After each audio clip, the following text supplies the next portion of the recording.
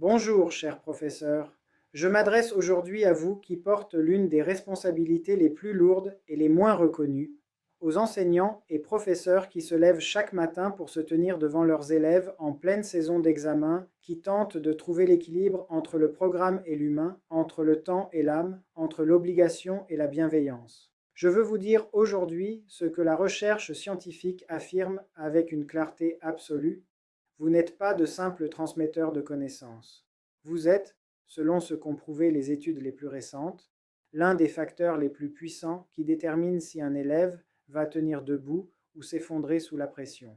Une étude publiée dans la revue Scientific Reports en 2025, portant sur plus de 400 étudiants, a démontré que le soutien émotionnel apporté par l'enseignant influence directement l'auto-efficacité et la résilience académique de l'élève, et que ces deux facteurs déterminent son niveau d'engagement dans l'apprentissage et sa capacité à réussir. Ce n'est pas une simple corrélation, c'est un effet prouvé, mesurable, quantifiable. L'élève qui sent que son professeur croit en lui mobilise dans son cerveau une énergie que n'active jamais l'élève qui se sent réduit à un numéro sur une liste. Dans le domaine de la communication éducative, les chercheurs Mottet, Frimier et Bibi ont développé la théorie de la réponse émotionnelle en classe qui prouve que la façon dont l'enseignant communique détermine les émotions de l'élève et que les émotions de l'élève déterminent son niveau d'engagement.